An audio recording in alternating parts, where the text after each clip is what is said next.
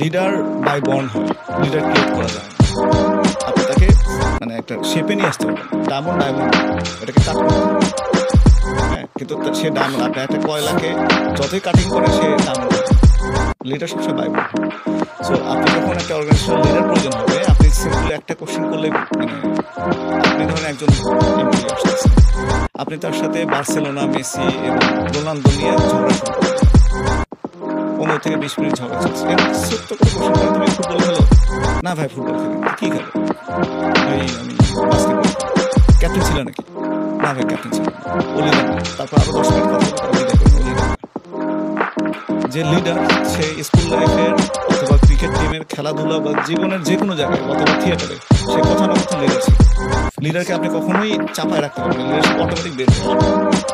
আমাকে এই পুরো জায়গা থেকে সরাই নিয়ে আরেকটা নতুন জায়গা নিয়ে ফেলে দিন।